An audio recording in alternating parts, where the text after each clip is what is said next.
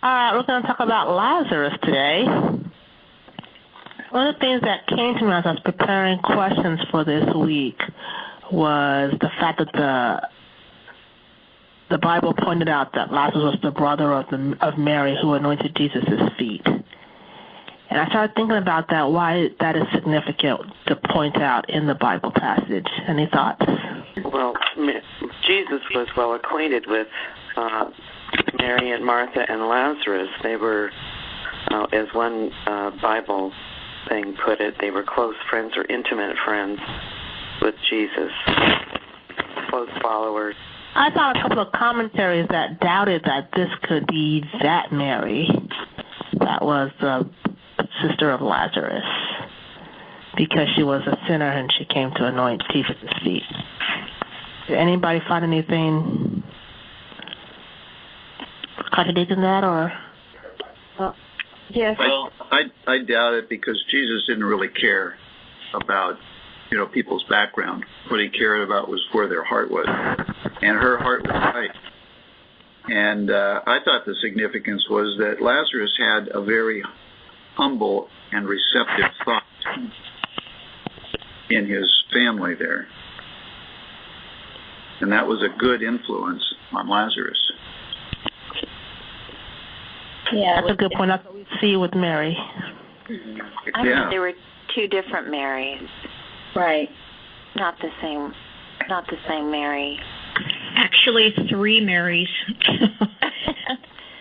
And because this is Mary of Bethany, and then you have Mary of Magdala, and then you have Mary that was not named, well, the unnamed sinner is never given a name, and she's been connected with being Mary of Magdala, but all the Bible history I've been looking at points out likely were three of them, but that this Mary was not the sinner, that Mary and Martha and Lazarus were people of means, and they lived in Bethany, and she was very devout to Jesus, and Jesus even pointed out that she followed the better way. So she's not the sinner referred to as washing Jesus' feet. In fact, the anointing of Jesus' feet happened after Lazarus was raised from the dead.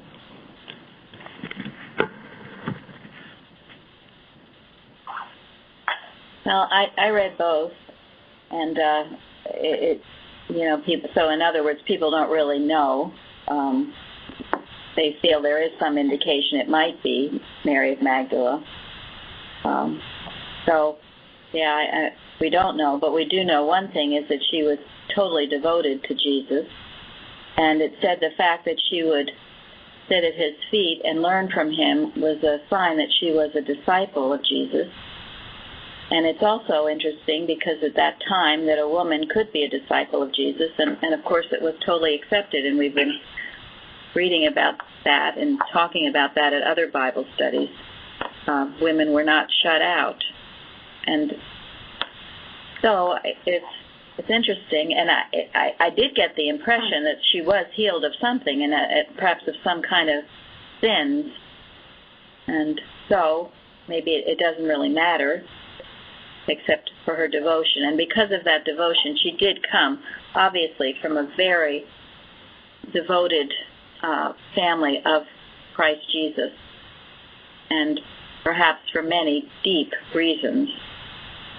I got the impression, I thought that when Mary Magdalene anointed his feet, came into the dinner, I thought that was earlier, because in chapter 12, John, later, when Jesus sat down with Mary and Martha and Lazarus at the Passover time, Mary then bought this expensive oil and anointed Jesus' feet. So we're sort of talking about two different episodes.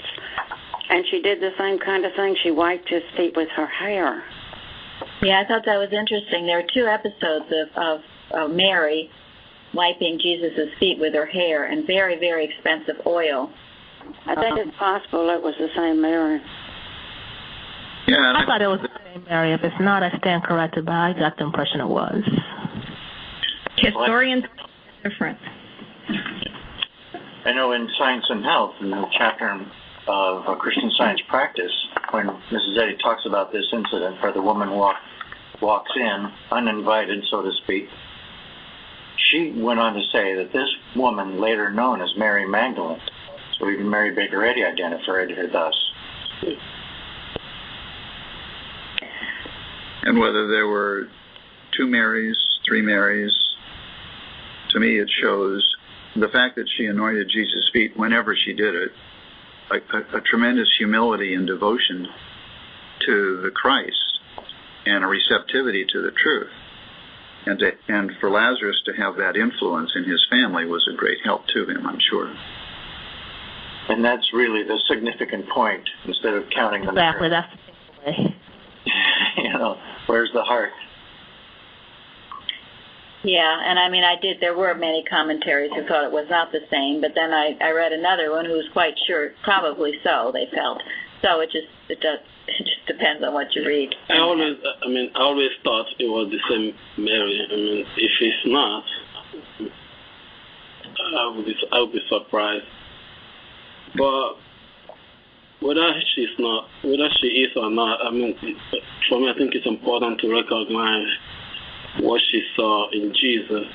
If she was the same Mary, from the beginning, I think she saw something about Jesus that made her to start wiping Jesus' feet with the most expensive oil.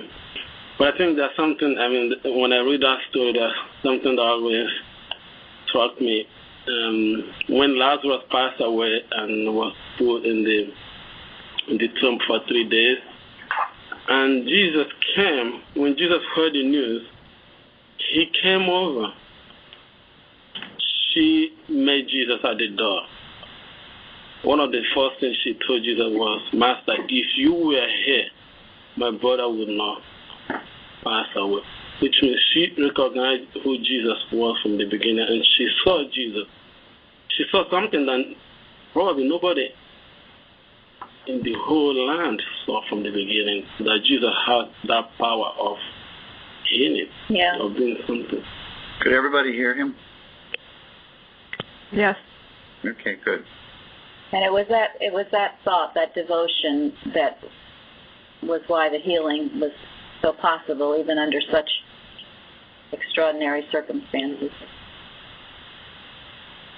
So where was Jesus when he heard of Lazarus' condition? I don't think the Bible actually says physically where he was. We know it took approximately 2 days to get there, plus he tarried another 2 days. Did we skip 2 and 3, or did we cover those? We kind of covered 1 and 2, and we talked about 3 too, but we could go back to 3 and talk about it some more. I got this curious. She went to the market and she bought this really expensive sandal oil, but she didn't bring a cloth or something. She used her hair. One of the Bible references said something about long tresses of hair, and then quote, with which slaves wiped their master's feet. So this was not an uncommon practice. In Mary's case, I really believe that there was to demonstrate or show how that humility and worship and devotion that she was showing to the Christ, for the Christ. I think that's a good point. It ties in, too, with what Jesus did before his crucifixion, where he washed the disciples' feet. I think she was kind of already there mentally. She understood, what it meant to serve. Yeah. And I never read this before, but that perfume was worth a year's worth of wages, over $10,000 plus. Which I never heard. I'd read that in a commentary. That's how expensive that was, which it goes back to someone said that they were well-to-do. They were well-to-do. And they also, as we talked about last week, this family and Mary and Martha were two that took care of Jesus, helped, gave him food or a place to stay at times. They were like a family, like we are here, in the real sense of that word. That was a lot of money. Well, so she had on. I'll throw this out just to see what you guys think. when I read this question, she perfumed Jesus' feet and wiped them with her hairs. Feet frequently relates to your spiritual understanding, and your hairs of your head relate to the thoughts in your mind. So I got the idea of Mary's sincere desire for the Christ understanding. And that's what came to me by reading this. What came to me is because she was so loved and respected Jesus that she brought the oil and used her own hair. Yes, thank you. Welcome. Thank you. Yeah. It was a tremendous show of humility and respect and devotion. And what does this all mean for us now?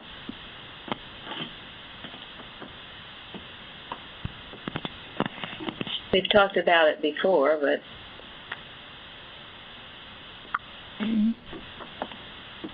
this is the attitude, the beatitude, the supreme state of thought that you should approach the Christ, that you should approach healing. If you really want a healing, this is the state of mind you should be in. I've seen it even more recently. People have had tremendous healings, and then they come demanding things, or not in this state of awe and humility. And this is after a healing. Certainly before a healing, in order to be receptive to a healing, you need to have this state of thought. Total humility and on your knees, not coming in arrogantly or demanding things, or you're a Christian Scientist, so therefore you deserve everything, or whatever else might come. But this state of thought, and in Science and Health, when it talks about divine love, instantaneous healing, it talks about to the receptive thought, it's instantaneous. That receptivity is a huge, huge word in there, and especially people who are looking for this instantaneous healing. If you want one, and if you're in that state, you probably will get it. But most people aren't there, and they need to be. So remember this. You don't approach the Christ, the throne of grace, healing, without this. And it's truly what made Mary, we've talked about that too, one of the greatest, if you want to use that word, disciples. She was the one who was able to see the Christ in this state of utter devotion and humility. The real question is, are you worthy to unloose the latchet of his sandal?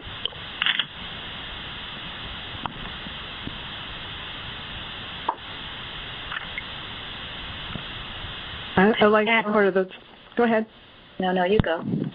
I was just going to talk about that she bought this costly oil, and we know that Jesus wouldn't really have cared about things or stuff, so it would have been easy just to be cheap and just think in the act. But the fact that she bought such an expensive, I think one of the disciples even complained, and that miserly sense to me is something to really think about.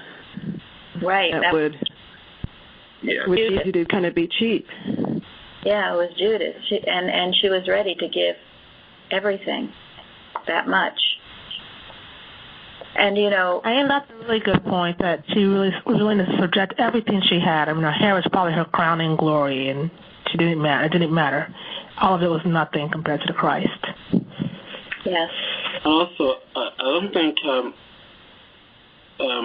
what the oil cost, whether it cost $1 million or a dime, really mattered so much to Jesus. But he saw the thought behind it, her love for Christ, like Mary said before, was what Jesus saw. Not much of the cost of the oil, because there was another incident in the Bible where people of many riches were given to the house of God.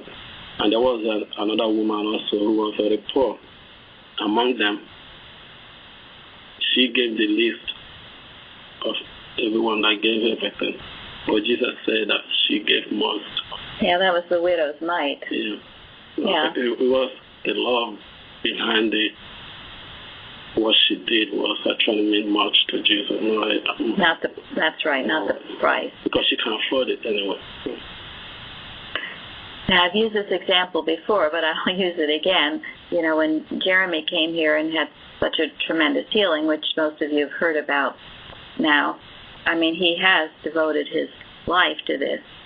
Nor have there ever been any arrogant demands about anything that he receive. Anything, really. And he's one example. You are all examples. All of you have come here. You've been healed. And you are, in many ways, devoting your life to this. That is its relevance to us today, is that if we've had a healing, if we've touched Christ's hem in huge humility and devotion, then we are, if we've really gotten it, we are ready to devote ourselves to this cause, to sharing it with others so that others may be blessed as we have been blessed, and without any thought of demanding anything.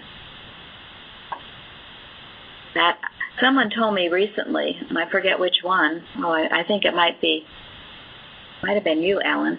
Anyway, about a church, and it was going downhill, their branch church, because they were having to give salaries to so many people who had come. Now, that isn't necessarily a bad thing, but it's one to be, not to be demanded anyway, a salary, or, I'll work for church if you give me a salary. You work for church because you love God, and if you get anything in return, that's beside the point. This is an attitude, a beatitude, a way to show our great devotion to God.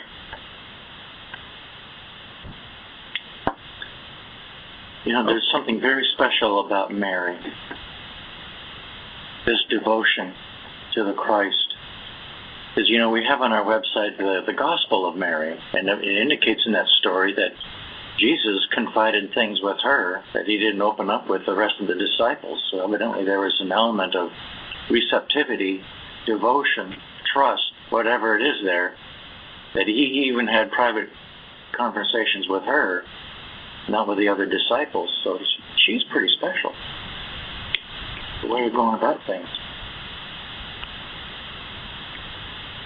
The more receptivity you are, the more of the Christ you will receive, the more understanding, it'll come flooding in to you in many, many ways.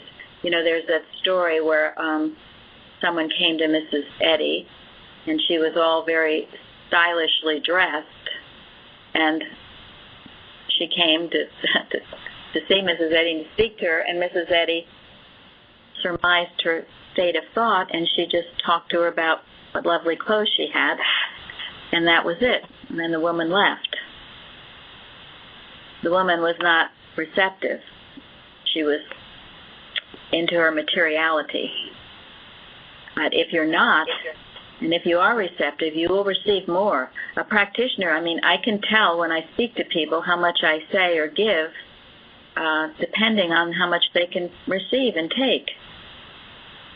So the more receptive you are, the more you will receive. And you won't just receive it, certainly not just from the practitioner. It'll be in things you read. It'll be in other people you talk to. Suddenly, you'll find God everywhere. And more becomes revealed to you. And it is a wonderful, wonderful thing.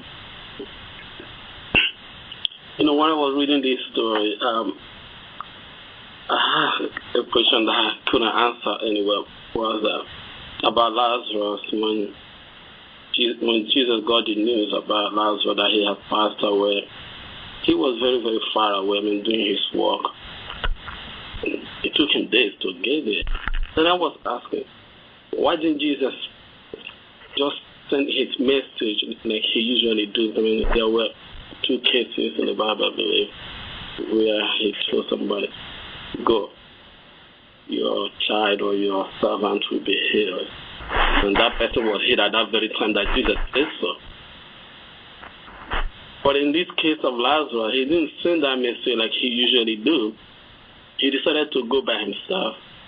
I think it means how much this family means to him. They were very good friends to Jesus that he wanted to go and also to prove something to people that death is not real.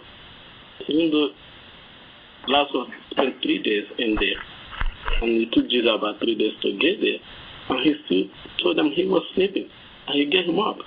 But I was wondering, how come he didn't send the message like he usually do? Tell people, go, Lazarus will be awake by the time you get home. But he chose to go there by himself, even though it was going to take him too long. Yeah, and once you have that relationship, when you have a friend in Christ, that relationship, it should be so cherished because it is something very, very special. And of course, Lazarus and Mary and Martha knew that, and Jesus did too.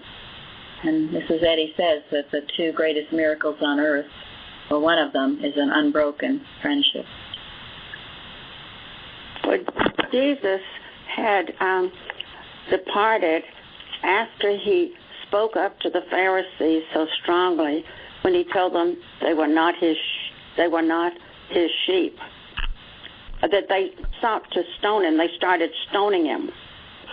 And that's when he went away beyond Jordan, where he was when this message about Lazarus came to him. He was beyond Jordan in the place where John the Baptist had at first baptized, and he was abiding there, and people were coming to him there. But he had gone away. Thank you. Thank you. Well, it's interesting. Go ahead. It's interesting that it said he abode another 2 days in that place, even after hearing Lazarus was sick, that he didn't immediately rush over. And I wondered about that. He was about to do his greatest work, this incredible healing after many days after he'd passed on, and maybe it was in preparation for that, and or maybe it was just to prove that he didn't need to be there while he was still sick, that he could actually raise him up from the dead. And his disciples tried to persuade him not to go. His disciples said, "The Jews of late sought to stone thee, Master, and goest thou thither again?" It was a very dangerous. Of course he went.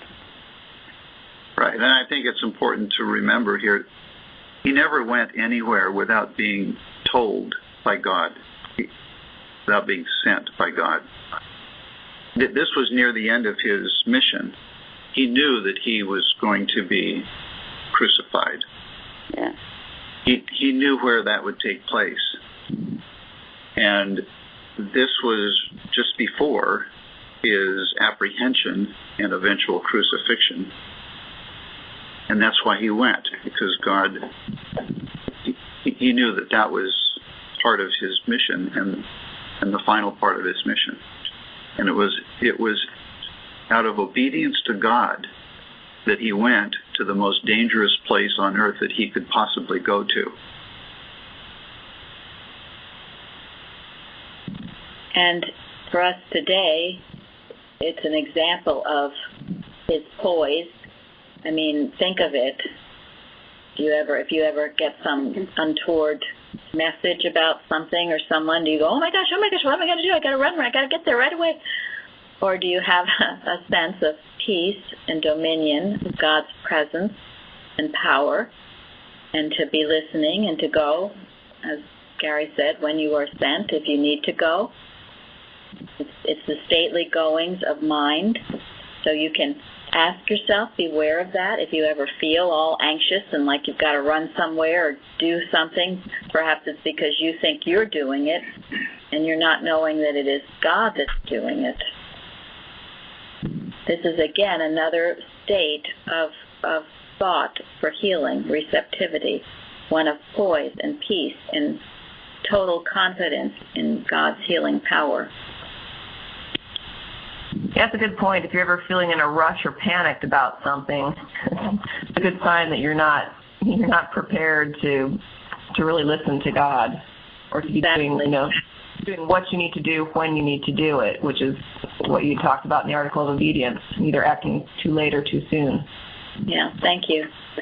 And if you're living it moment by moment, obeying God, you won't be never off guard. You won't be off guard. You won't be thrown off balance. It's only if you're out, doing things probably you shouldn't be that you get thrown off that way and get all excitable and worried and rushing madly around.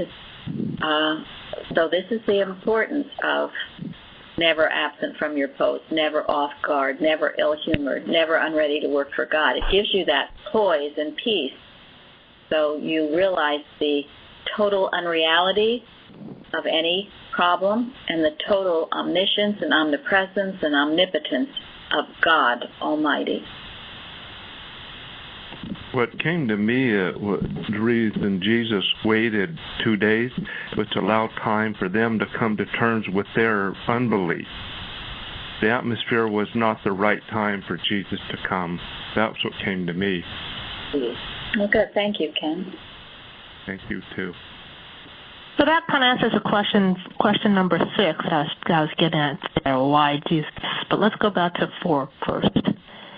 I think I heard the answer earlier. Where was Jesus when I heard of Lazarus' condition? I think someone said it was beyond the Jordan. Yeah, I think Fairley told that pretty well. Yeah, he was out in the boondocks. The wilderness. The wilderness. It's interesting that they knew where he was, so they could send a message to him. Yeah. Yeah. Well, a lot of people were going to him there to be healed and to be taught. Yeah, and there again, he was not out of reach, which was another sign of his caring for everyone. He wasn't somewhere where no one knew where he was or how to reach him. And they didn't, of course, have cell phones in those days. No, but I think it's important. This was near the end of his mission. He had spent 3 years traveling around healing and teaching. And by now, he was a very famous person. So people knew where he was. He was a ways away. Yeah, he was ways away. I think that was interesting. I believe that was the guy that stayed there. He knew the danger that was facing him because he knew he was going to get arrested when he go over there. They don't want him because they have accused him of something before they throw stuff on him. And that was why he went over the right side of Jordan.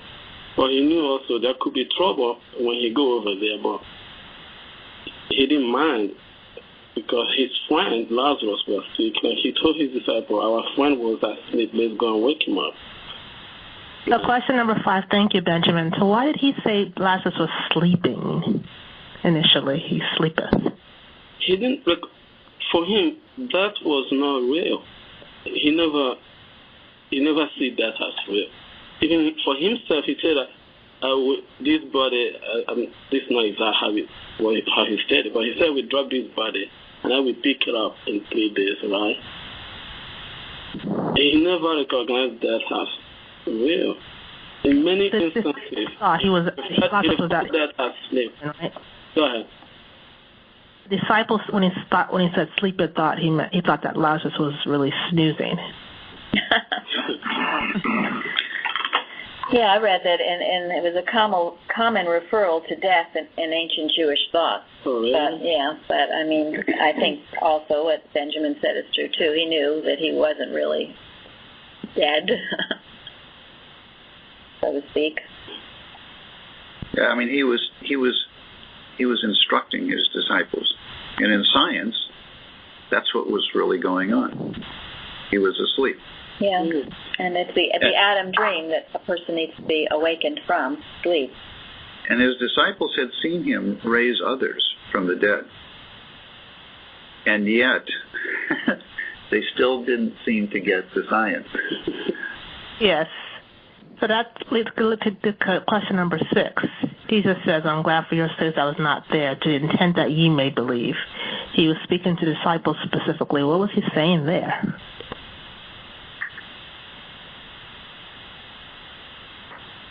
This is Ken. I just wanted to elaborate on 5. That came to me, too, because Jesus knew that he had never died. As other people close to Lazarus believed he had died. And that came to me strongly. So I just wanted to share that. Thank you, Jen. That was a great point. Okay, well, anyone with a question Shahidat just asked?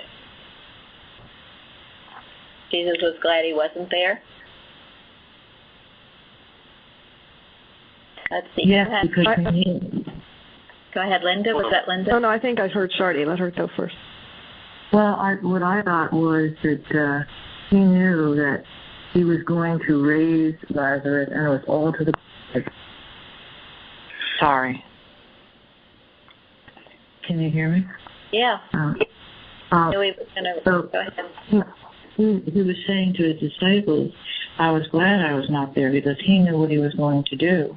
And if he had been there, he would have been expected to heal Lazarus. And because he wasn't, he had this opportunity to show this glorification that God heals no matter what, and that Lazarus never died. Thank you. Ms. Tom, so I also think that this is in the broader context because Jesus knew that soon he wasn't going to be around everybody. Right. So well, I think it also prepared them to believe in his, or to, be ready to accept his resurrection. Yeah. It's going to be essentially the same amount of time. And there was still this lingering belief with the disciples that, yeah, you can raise them from the dead if you're kind of right there when it's happening, but, the more time that passes in between, the less anyone's faith that could actually take place. It's kind of like, well, no, you've waited too long. Mm-hmm. Yeah, it's quite a moment. Cool. And there was a very... Fairly, go ahead. Were you trying to say something, Fairly? Oh, well, I was just going to say that the length of time pointed to his own resurrection. Lazarus was in the grave 4 days. Jesus would be raised in 3 days. But it was making a major point, really, this final healing of the dead. Thank you. Well, it was also the point that they were dealing with a decaying body as opposed to the quick, almost instantaneous healing of death right there pretty much on the spot with the other two. And this one, they said it had actually been dead more like 6 days because it's 4 in the grave and 2 to prepare for burial. So they knew they were dealing with a decayed body. Thank you. Yeah, there was a very strong medical belief at the time that if a person passed on, that it wasn't impossible for them to come back as long as it was within like a 3-day period. But the belief was after 3 days, it was impossible to ever come back. I found that as well. Thank you. And Jesus said to Martha, "Thy brother shall rise again."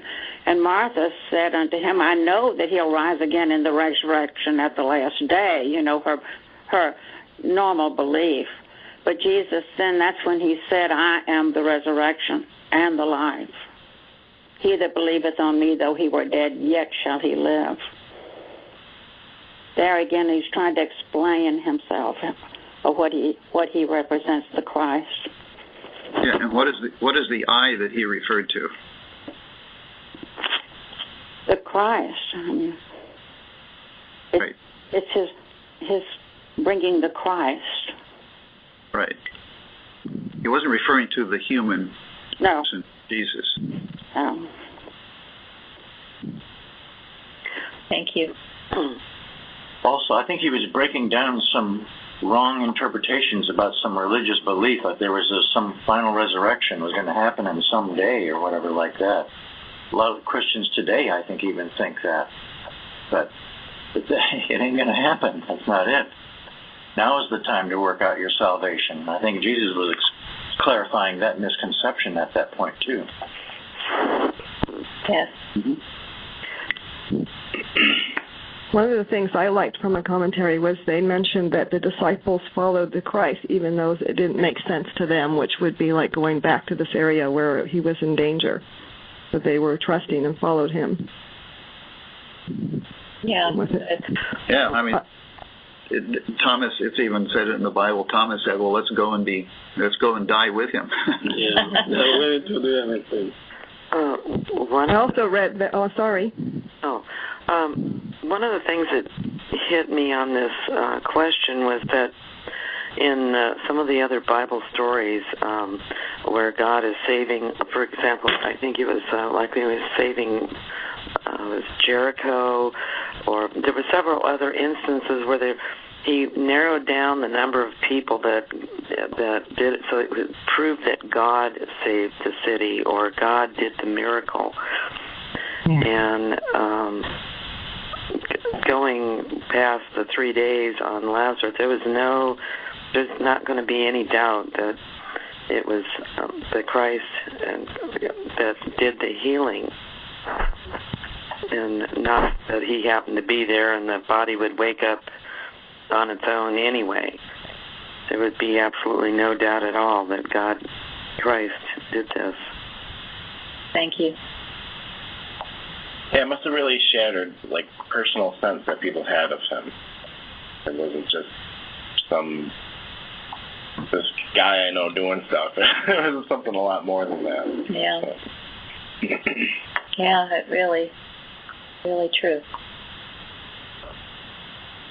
They could have to attribute it to a principle working, not just some nice guy, but God, principle of life.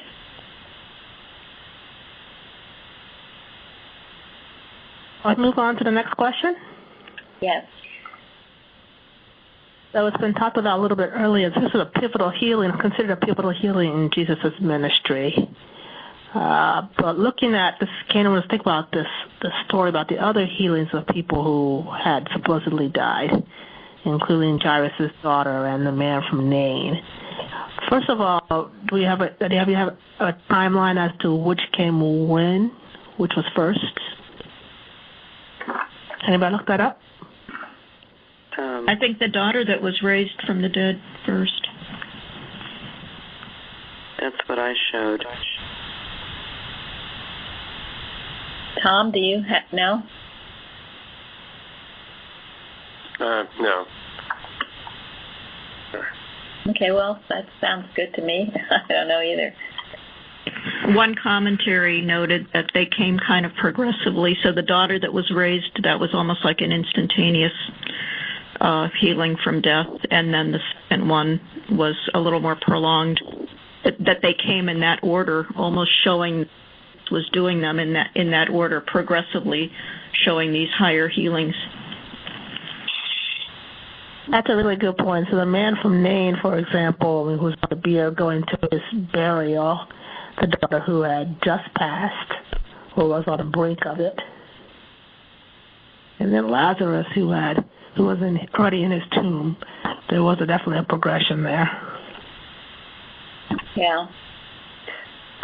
Also, there's a progression of Jesus telling the people about, in the Jairus healing in the Nain, not to tell anyone because he wasn't ready to confront the people who were trying to stone him and do away with him. Yes. I hadn't thought about that, but that's a good point. Mm-hmm. In the daughter's healing, he also said she's not dead but sleepeth. So he used that same expression about sleeping. Correct. Yeah. Yeah, and it is a good way to think of any problem. It's a form of sleep, a form of mesmerism that you need to be awakened from, not the reality of being.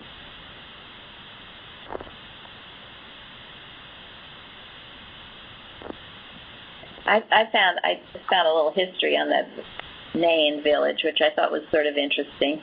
There was a little village in Galilee up a steep road, and in 380 A.D.,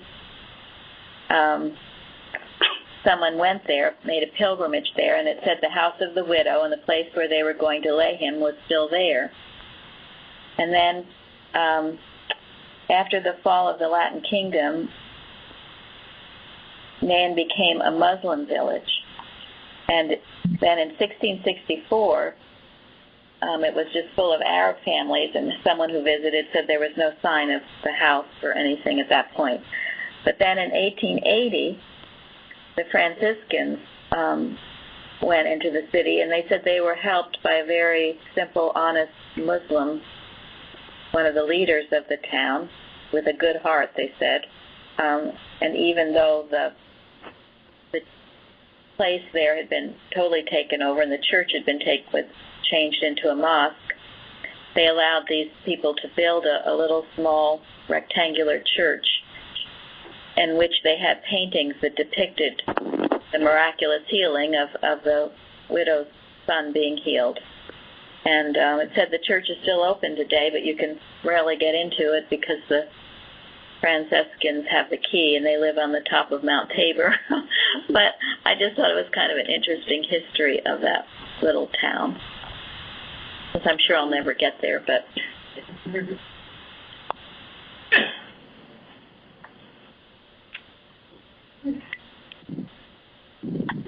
Shahida, anything? Sorry, I have to jump off now, so I wanted to say goodbye to everybody. I had to leave a little early, so thank you guys. Oh, glad you could join us. Thank you. Glad I could for you too.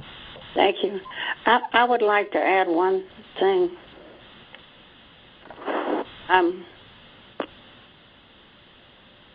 Go ahead, Fairley. The healing of Lazarus, as we said, was pivotal, as she pointed out. It was specifically pivotal, too, because after it, the chief priests and Pharisees had a council. They drew together and had a council together and said, what are we going to do? For this man doeth many miracles. If we let him thus alone, all men will believe on him, and the Romans shall come and take away both our place and our nation. And that's when Caiaphas said, that one man should die for the people. And he prophesied that Jesus should die for the nation. And from that day forth, they took counsel to put him to death. And then they also wanted to put Lazarus to death because so many people were influenced by it.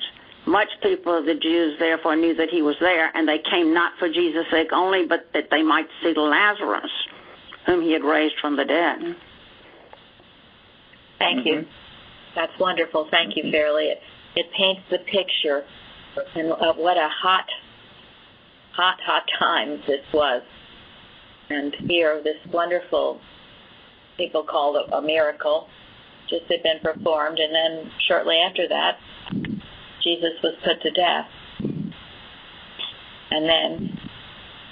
It so enraged the human mind. Yeah. No, and the Romans came anyway. Sorry. Romans came anyway, yes. Quite a story. Quite a story, and thank you for letting us get into it more deeply, Shahida. Thank you all for your great comments. I also wanted to make one other quick comment here. I thought it was interesting in the lesson where it talked about Jesus groaning in the Spirit during this thing with Lazarus, that it said that he saw Mary weeping, and the Jews were all weeping that were with her, and he groaned in the Spirit and was troubled. And most of the commentaries just said it just showed the human side of Jesus, how he would weep when they would weep. He felt their pain and all of that. But one commentary I really appreciated, it said Jesus was shuddering in holy indignation against the awful belief of death from which the whole human family suffers. That's the one I read. I thought it was wonderful. And I read that too. That was really good. Yes. Because that's the correct one. Yeah. His primary concern was that the science would not be understood. that his mission would just not be appreciated. That was what gave him the greatest grief.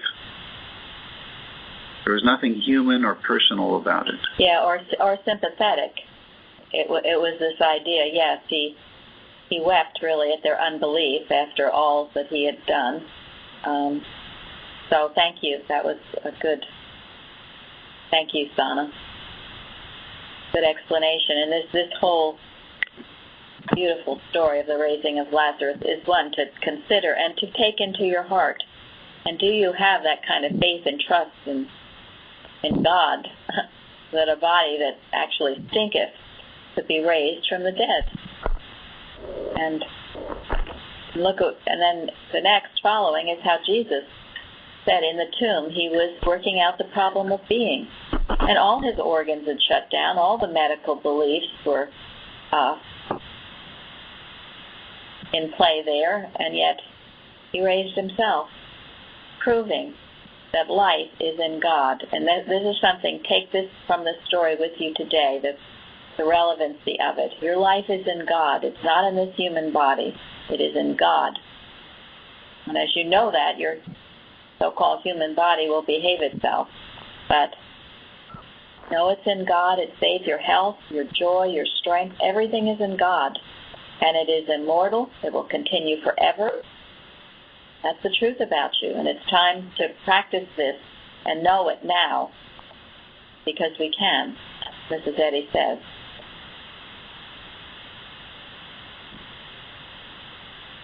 So how do we do, Shaidat? I think we did good. We should stop right there. Mary Beth's ending was perfect. Okay, well, thank you all. We'll look forward to Esther next week, Tom, and great to have such a good, lively group here today. Thank you all. Thank you. Thank you. Thank you. Thank you.